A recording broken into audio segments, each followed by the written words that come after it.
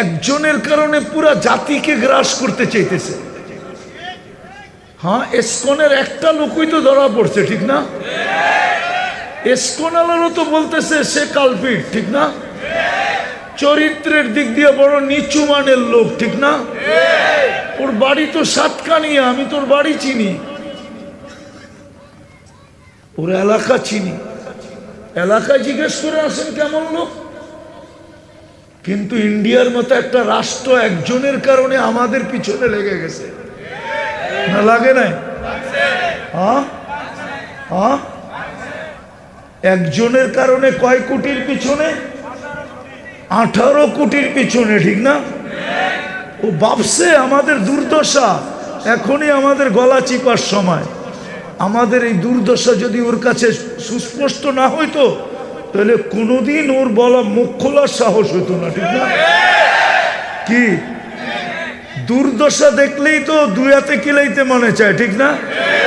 বাংলায় না একটা প্রবাদ বাক্য আছে, কি জানি,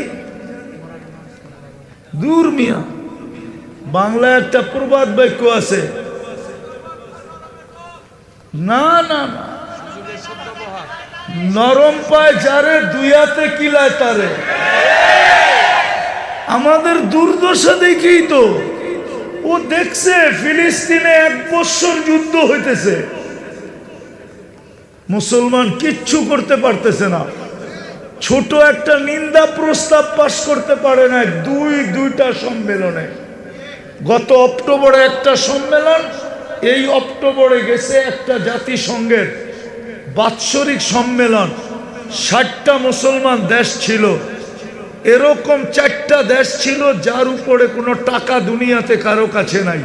কুয়েতের টাকার চেয়ে বড় কোনো টাকা দুনিয়াতে নাই, বাহরাইনের টাকার চেয়ে বড় কোনো টাকা দুনিয়াতে নাই, ওমানের টাকার চেয়ে বড় কোনো টাকা দুনিয়াতে নাই, ব্রুনাইয়ের টাকার চেয়ে দুনিয়াতে বড় কোনো টাকা নাই।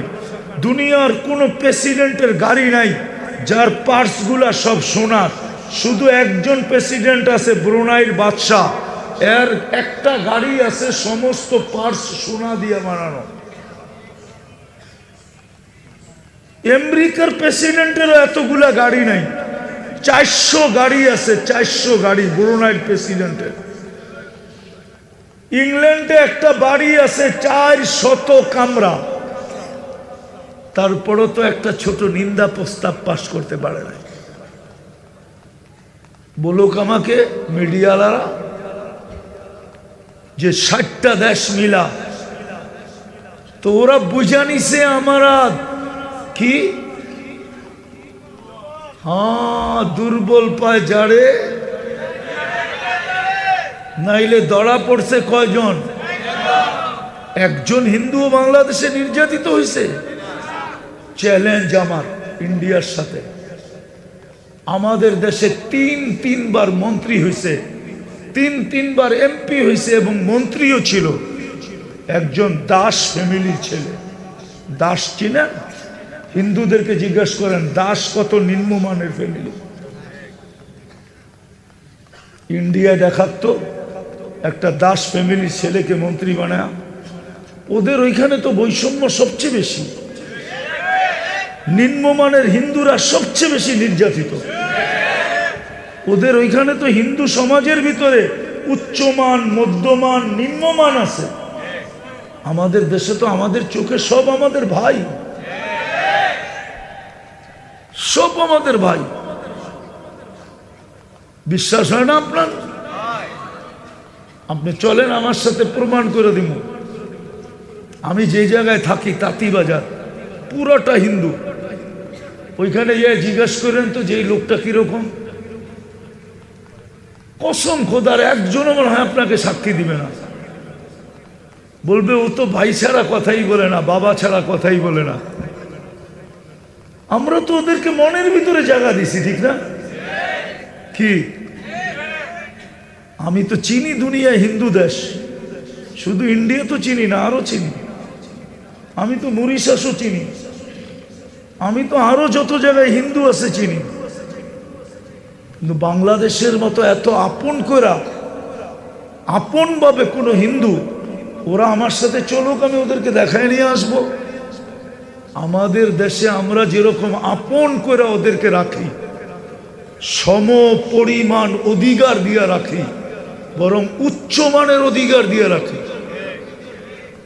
আমি দেখা দিব, আমি আমি আমি শক্ত মানুষ না, নরম মানুষ। আমি দেখা দিব আমাদের পুলিশের ভিতরে উচ্চ পদের এরকম অফিসার আছে, তার বংশ মর্যাদা যদি খুলি, তাইলে এই মর্যাদার কোন হিন্দু ইন্ডিয়াতে পুলিশ হইতে পারে, কিন্তু এত উঁচু পদে কোনোদিন যাওয়া সম্ভব না। আমি চ্যালেঞ্জ দিয়া বলবো, বাংলাদেশে উচ্চ পদে আছে, এখনো আছে চাকরিতে। ওকে যদি জিজ্ঞাসা করি তোমার ইন্ডিয়ায় তুমি যেই বংশের পদের, তুমি ইন্ডিয়া বলো তুমি যাইতে পারতে কিনা ওই উচ্চ পদে। আমি সমালোচনা করতেছি না, আমি দেখাইতেছি আমাদের দুরবস্থা কেন। এই জন্যই আজকে সারা দুনিয়ার মুসলমানকে সবাই দুই হাতে কিলাইতে চায়, অথচ আমরা সংখ্যায় কত? দেশ কয়টা? 60টা। সবচেয়ে বড় টাকা কাদের কাছে? মুসলমানের কাছে। আরে শুধু বড় টাকা না, 70% ধন সম্পদ দুনিয়ার মুসলমানের কাছে। এটা কোন থানা? আমি তো চ্যালেঞ্জ দিয়ে বলবো, তিতাস থানায় যত ব্যবহৃত কাপড় আলমারিতে আছে, এত ব্যবহৃত কাপড় ইউরোপের কোনো একটা দেশেও নাই। দেশে বলবেন আপনার কাছে যুক্তি? যদি ব্যবহৃত কাপড় আলমারিতে থাকতো, তাইলে 10 কদম পর পর ব্যবহৃত কাপড় রাখার সরকারের পক্ষ থেকে বক্স থাকতো না। ইউরোপে তো প্রত্যেক দেশে আছে। কেউ আছে এখানে ইউরোপে গেছে? হ্যাঁ আছে কেউ? আরে কেউ আছে? ওই যে একজন মনে হয় কেউ আছে, হাত উঠায় দেখাই কে আছে ইউরোপে গেছে। ও তো একটু পর পর ইউরোপে আছে, কানাডায় আছে, ইংল্যান্ডে আছে, অস্ট্রেলিয়া আছে, একটু পর পর পুরান কাপড় রাখার, নিক্ষেপ করার বক্স রাখা আছে। ওটা লেখা আছে পুরান কাপড় এইখানে রাখো, আলমারিতে না, নাইলে আপনি পুরান কাপড় শীতের পান করতে কা। বাংলাদেশে কোত্থেকে পুরান কাপড় আসে? গার্মেন্টস থেকে। যান না সদরঘাট, যান না চিটাগাং, দেখেন না ইম্পোর্টাররা কোত্থেকে ইম্পোর্ট করে। যত কাপড় একটা থানায় আছে, ওরা কাপড় বিকেনির নাম কাপড় নাকি? কি কও? মনে হয় বিকেনি চিনে না? চিনে, মনে হয় যে ফিডার খাওয়ার বাপ নিয়ে বসে আছে। চিনে, বিকেনি চিনে। বিকেনি কোনো একটা কাপড়, 3 কোয়ার্টার কাপড়, হাফ কোয়ার্টার কাপড়। ওরা তো কাপড় পরেই না। কাপড় তো পরে মুসলমান, তারপরও দুরবস্থা কেন? শুধু কারণ একটাই, আমরা নবীর ইজ্জত রাখি নাই। শুধু নবীর ইজ্জত স্লোগান পর্যন্ত রাখছি। আর স্লোগানটাও যদি একটু লম্বা দিত, তাইলেও মনকে বুঝাইতে পারতাম। রাগ হয়ে যাবেন? বলবো? হ্যাঁ, রসুল্লাহ বললে আপনি 80 নেকি পাবেন। কত? আর যদি বলেন নারায়ে রিসালাত মুহাম্মাদুর রাসূলুল্লাহ, তাইলে 120 নেকি পাবেন। কত? 80 বেশি না 120 বেশি? তাহলে নেকি কম কামান কেন? আজকের থেকে কি বলবেন? নারায়ে রিসালাত মুহাম্মাদুর। কোরআনে আছে মুহাম্মাদুর। 120 নেকি পাবেন। এই উম্মত 1 নেকি দিয়ে জান্নাতে যাবে। যাক, এটা আমার আলোচ্য বিষয় না। আমার তো দুঃখ এখানে যে উম্মত নবীর ইজ্জত লাগলো শুধু নারার ভিতরে, স্লোগানের ভিতরে, ধ্বনির ভিতরে। ও যুবক, এই জন্য কি তোমার জন্য চোখের পানি জড়াইলেন আরো সেজে? আল্লাহ রসুল তো আরো সেজে উম্মতকে বলেন নাই। আল্লাহ যখন সালাম দিছেন তো সালাম নিছেন বটে, কিন্তু নিয়েই বলছেন আমার উম্মত। বলছে বন্ধু এইখানে উম্মত, এইখানে তো আপনি আর আমি, এইখানে উম্মত কেন? বলছে এইখানে উম্মত না আসলে কোথায় আসবে? যেই রসুল ফ্যামিলির কথা বলেন নাই, হাসান হোসাইনের কথা বলেন নাই, ফাতেমা আলীর কথা বলেন নাই, বলছে আমার উম্মত। আমার উম্মতকে কি দিবেন? আবার যুক্তিও দিছে, আন্তা রব্বুল কারীম আনান নবিয়্যুর রহিম আমা জাআলতালি রহিমা আমা জাআলতানি রহিমা। আপনি কি কোরআনে আমাকে রহিম বলেন নাই?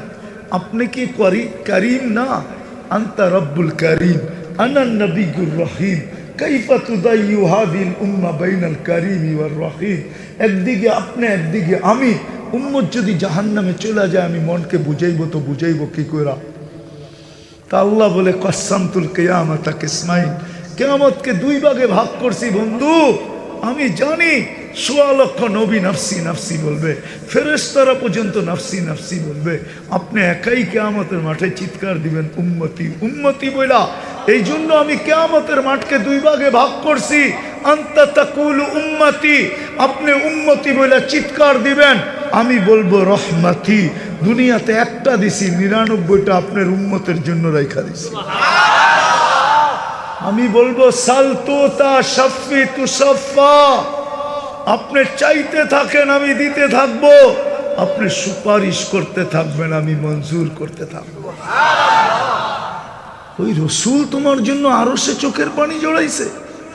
23 বৎসর চোখের পানি একদিনও শুকায় নাই।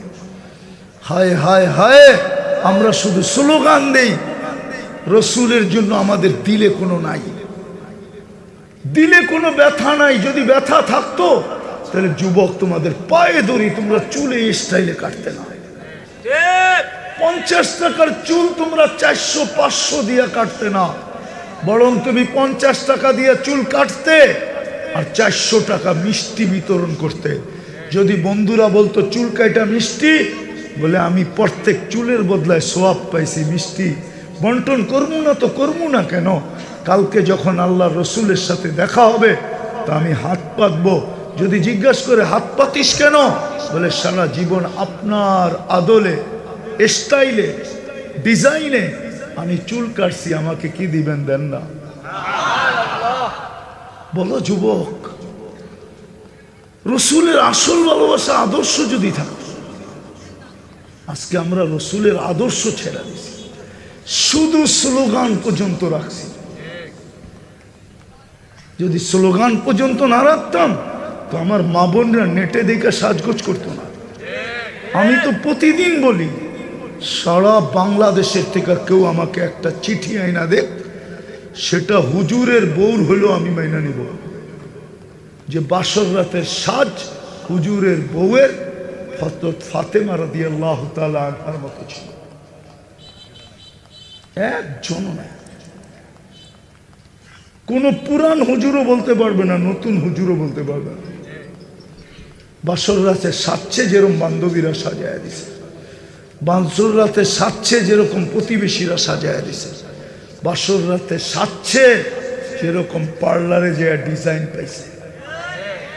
ফাতেমাও বাসর রাতে সাজছিল, কিতাবে লেখা আছে তার সাজ কেমন ছিল। ওই সাজে যদি সাজতো তাহলে কাল কিয়ামতে যখন ফাতেমার হাতে ঝান্ডা দিবে আল্লাহ আর বলবে তোর মেয়েদেরকে নিয়ে জান্নাতে চল, তাইলে এই তিতাসের মেয়েও যে পাশে দাঁড়াইতে পারত। যদি জিজ্ঞাসা করতো তুই সামনে আসলি কেন, পাশে আসলি কেন, বলে আমার কাছে কিছু নাই বটে, কিন্তু বাসর রাতের শ্বাসটা আপনার মতো ছিল, এই জন্যই আপনার পাশে দাঁড়াইলাম, যদি দয়া করে আমাকেও সঙ্গে নিয়ে যান। যুবক, এই জন্যই বলতেছি, আজকে আমাদের দুরবস্থা এই জন্য। যা হোক, কথার শুরুটা আমার এখানেই ছিল। ইচ্ছা স্বাধীনতা দিয়েছেন বিদায় যেমন খুশি চলতে পারি, কিন্তু বেশি দিন না, একটা নির্দিষ্ট সময় পর্যন্ত, তারপরে চলে যেতে হবে। এই জন্যই বলতেছি জীবনটাকে গইরা নিয়ে যেতে হবে, কাটায় গেলে চলবে না, গুছায়া নিয়ে যেতে হবে, এলোমেলো নিয়ে গেলে চলবে না। কেন? এটা আল্লাহর অস্তিত্ব না, এটাকে সুরক্ষা করেন কে? এই জন্যই তো বললে আজকুরুকা ওয়ালাউ তানসানি, 24 ঘন্টা তোকে সুরক্ষা করি, রক্ষণাবেক্ষণ করি। আল্লাহ যেন বুঝতে, আল্লাহ যেন হয় এই শব্দ আল্লাহর জন্য শোভনীয় না। আল্লাহ যেন বলতে চাইতেছে যে বুঝেই আসে না, তুই আমাকে বুইলা থাকিস কি করে? আমি তো 24 ঘন্টা তোকে সুরক্ষা করি। আস্তুরুকা ওয়ালাউ তাকশানি, 24 ঘন্টা তোর সাথে লোকচুরি খেলি, তুই আমাকে এক মুহূর্তের জন্য ভয় পায় আল্লাহ বইলা ডাক দেস না। আছে যুবক একবারও সারাদিনে আল্লাহ বলে না। আসো কালকে কি চেহারা দেখাবো। এই জন্য শেষ কথা এটাই, জীবনটাকে গুছায় নিয়ে যেতে হবে। ওই গুছানোর বেশি কঠিন না, সহজ। এই উম্মতের জন্য সহজ। আমি তো বলি সারা জীবন লাগায় যদি একটা রাইতো ধরা যায়, একটা রাত্র ধরা যায়, কয়টা? কয়টা?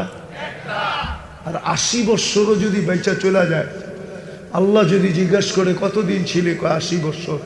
কি নিয়ে আসছিস? কয় এক রাত্রের হিসাব দিয়া নেই, এক রাত্র তো 83 বৎসর, 4 মাস ছিল। আমি সারা জীবনে একটা রাত ধরে নিয়ে আসছি। 80 থেকে 80 বাদ দিয়া দেন, কিচ্ছু দিতে হবে না আমাকে। 80 to 80 ক্রস বাদ, তারপরও তো 3 বছর 4 মাসের পাওনা আমি আপনার কাছে পাবো, আপনি আমার কাছে কোত্থেকে পাবেন? এতটুকুই আমাকে দিয়া দেন, এতটুক দিয়ে আমার চলবে। সহজ, কঠিন না।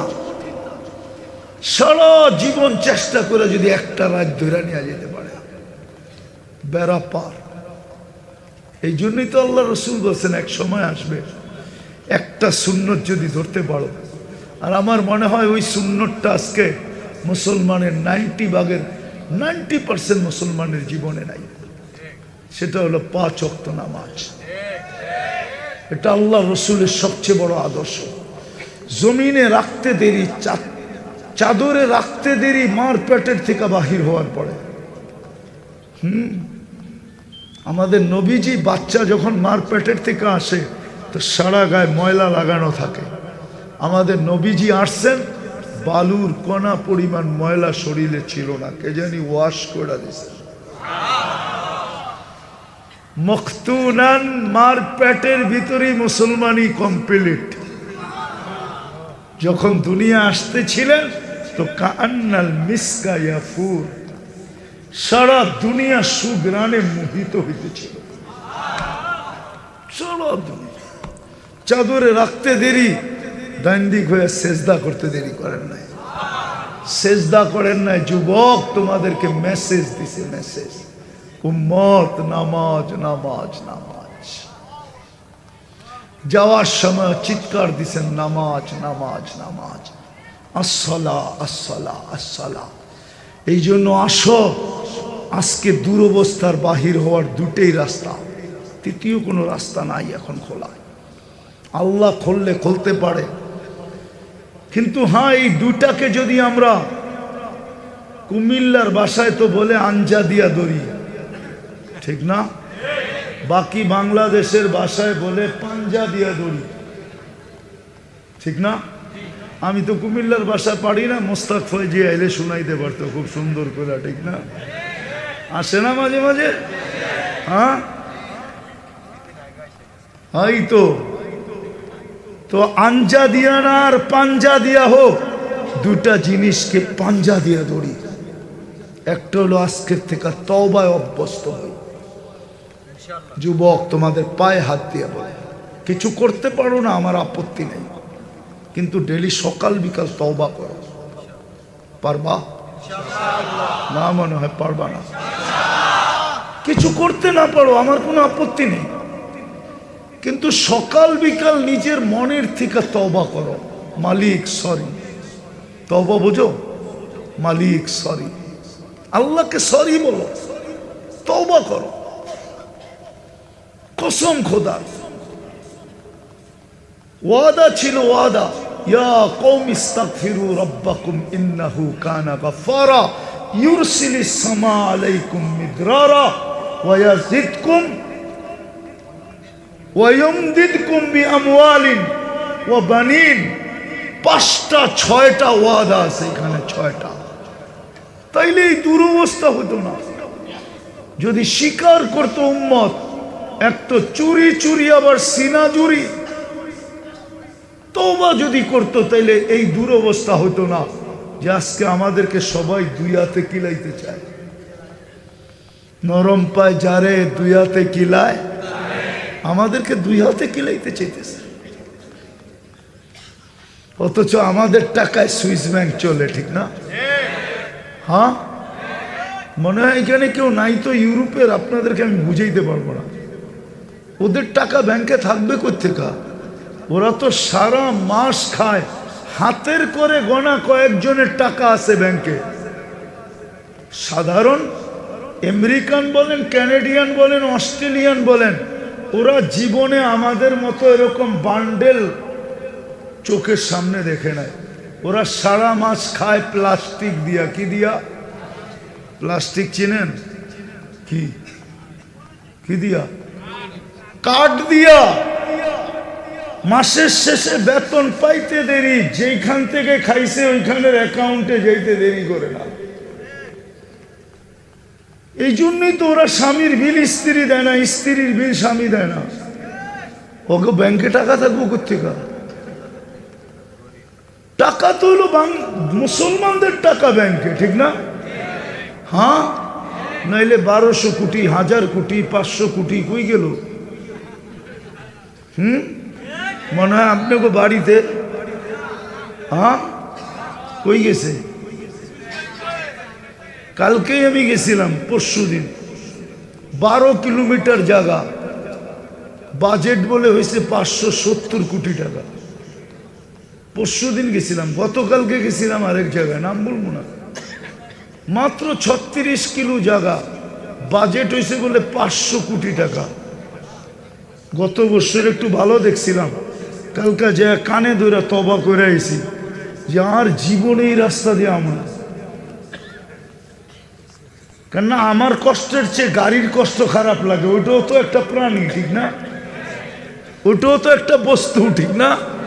হ্যাঁ, ধাপ ধাপ করে যখন বাড়ি লাগে তো আমার চেয়ে বেশি মনে হয় ব্যথা গাড়ি পায়, আর আমারও ব্যথা লাগে। মুসলমানের টাকা দিয়ে ব্যাংক বড়া, তারপরে দুই হাতে কিলায় কেন? আজকে আমরা নবীর ইজ্জত রাখি না। হ্যাঁ হ্যাঁ, সত্য। ইতিহাস আমার কথা একমত হবে, সাহাবাদের কথা একমত হবে। সাহাবারা বলছিল, বইলা গেছে, আমরা যতদিন নবীর আদর্শের উপরে ছিলাম, আনতুমুল আলাউনা, আমাদের উপরে কাউকে আল্লাহ যাইতে দেয় নাই। আমরা যতদিন নবীর আদর্শের উপরে ছিলাম, নিরাপত্তার চাদর আল্লাহ কোনোদিন আমাদের উপর থেকে সরান না। আমরা যতদিন নবীর আদর্শের উপরে ছিলাম, পাখির মতো আল্লাহ আমাদেরকে পালছেন। সবকিছু ঠিক ছিল। যেদিনই আমরা ডিজিটাল হইতে শুরু করছি, স্মার্ট হইতে শুরু করছি, নবীর আদর্শ ছেড়া দিছি, শুধু স্লোগান পর্যন্ত আবদ্ধ রাখছি, ওই দিন থেকেই আমাদের দুরবস্থা শুরু। এই জন্য চলেন আজকে তওবা, 2 বেলা তওবা নিজের জীবনের সঙ্গী বানাই। সকাল ঘুমানোর আগে আর ঘুমের থেকে উঠা। পারবা? কে কে পারবা? পাক্কা? মনের থেকে? তুমি কিচ্ছু না করো, আমার আপত্তি নেই, কিন্তু এই 2টা করো। কি কি মনে থাকবে? হ্যাঁ, মনে থাকবে। হুজুররা আমার লোকে একমত হবে না। হুজুররা বলবে উনি বেশি ঢিল দিয়া দিছেন। আমি জানি হাদিসে আছে, আল্লাহ রসুল বলছে। আমি জানি দুনিয়ার পরিবেশটা কিরকম। তোমরা আমি যেরকম চাই এরকম হইতে পারবে না, কেননা পরিবেশ হইতে দিবে না, দুনিয়ার সিস্টেম তোমাকে হইতে দিবে না। যদিও হুজুর বলবে আমি হালাল টাকা দিয়ে কাপড় কিনছি, হুজুর এটাই বলবে, ঠিক না? হ্যাঁ, কিন্তু এর আগে এটা 6 বার সুদে ডুব দিছে। কয়বার সুদে ডুব দিছে? কয়বার? ও হুজুর চলে আসছে, এই জন্য কথা এখানেই শেষ করতেছি। দ্বিতীয় আজকের থেকে নামাজ ছাড়বো, পাক্কা ওয়াদা? আরে কে কে ওয়াদা করি? আল্লাহ আমল করার তৌফিক দান করেন।